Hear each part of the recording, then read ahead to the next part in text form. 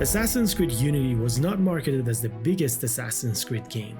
It was marketed as the most advanced one.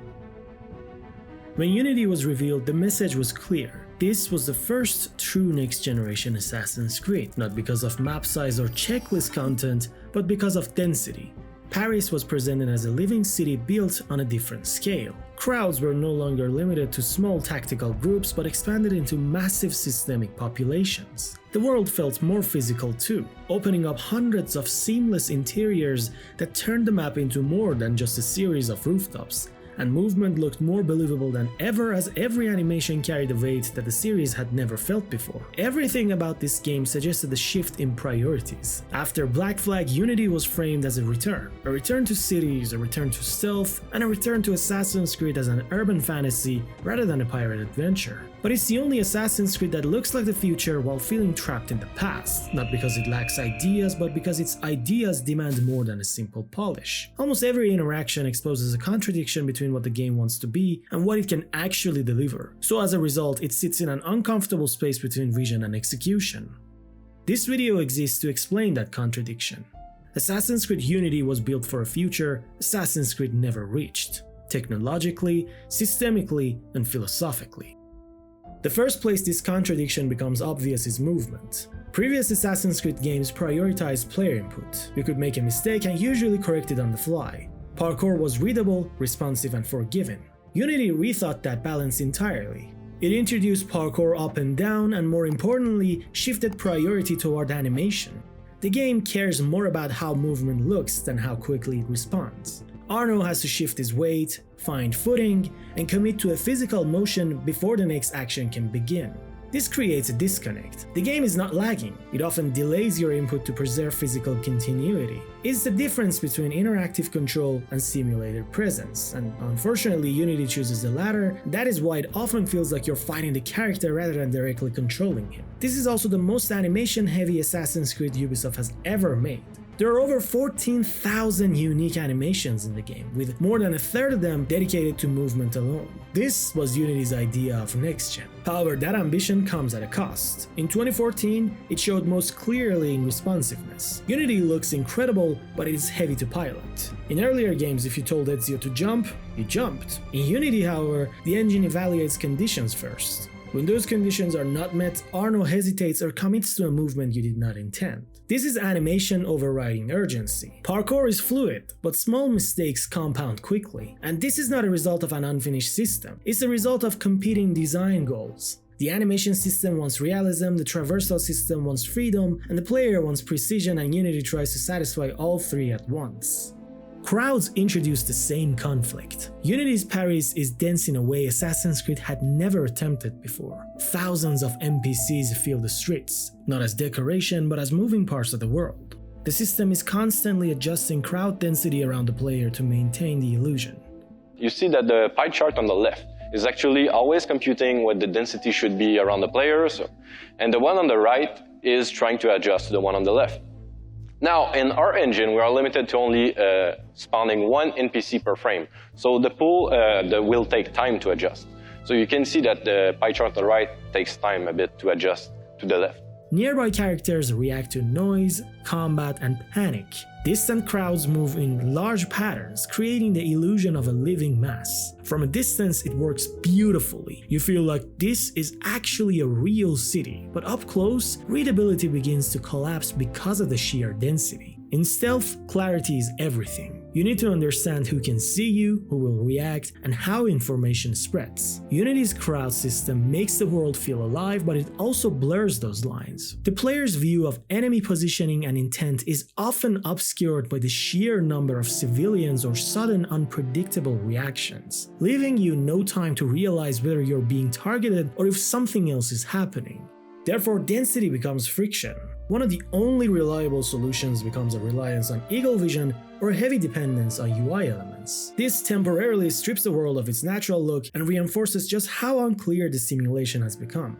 This is not a case of carelessness. Individually, these systems are impressive. Animation priority, crowd density, and real-time simulation all push the series forward. But when they collide, they begin to interfere with each other. Unity tries to balance all of them simultaneously, and sometimes it simply can't.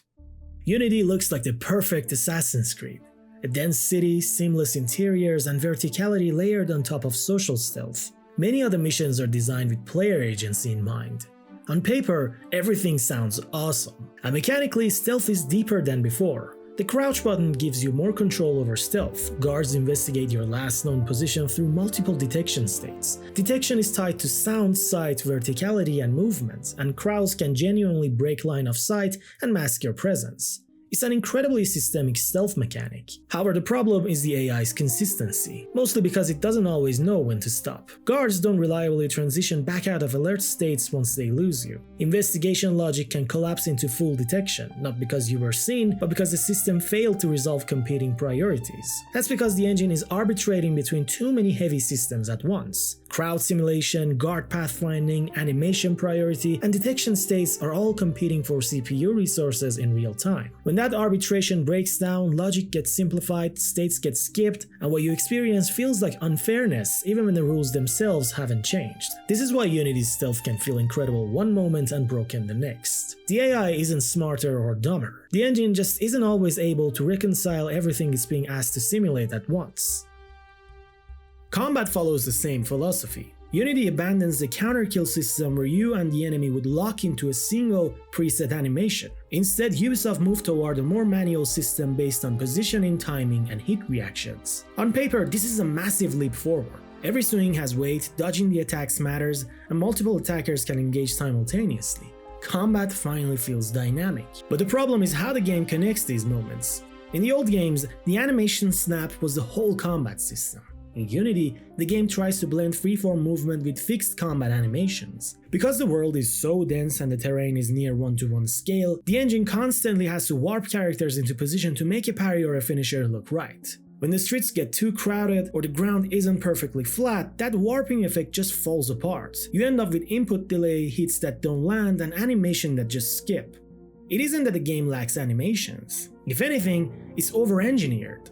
They tried so hard to make the combat feel physical that they made it feel unresponsive instead. It was a system built for hardware and tools that didn't really exist yet. So in 2014, all that ambition often just looked like a bug.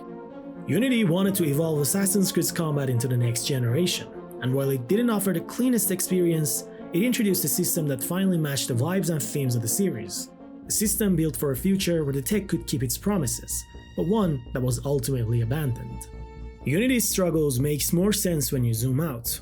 This game was a massive bet on new hardware. Ubisoft assumed the 8th generation of consoles would offer a major leap in CPU power, and they baked that assumption into the game's core. As you've seen, the game prioritizes simulation over stability, crowds over frame rate, and physicality over responsiveness. On a modern PC, this vision holds together far better than it ever did in 2014, but it collapsed on PS4 and Xbox One. The consoles of that era simply couldn't keep up with the math, leading to the infamous 30 FPS lock that infuriatingly Ubisoft has never officially patched for modern platforms. And instead of solving that problem, Ubisoft backed away from it.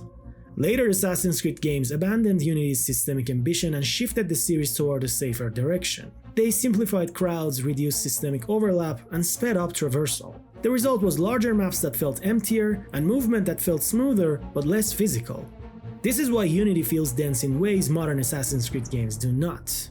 Unity needed more time in the oven, but more importantly, its ideas needed sustained iteration, not a course correction. In a different world, Ubisoft would have spent the next 3 years refining this engine, fixing the AI layers and optimizing the animation priority, but Assassin's Creed was an annualized franchise built on momentum. It couldn't afford long-term iteration on a system that publicly failed, even if that system was foundational rather than flawed. And that failure changed how much risk the company was willing to take. So instead of doubling down on the game's ambition, Ubisoft just pulled back and the focus shifted from pushing the systems forward to minimizing friction and unpredictability.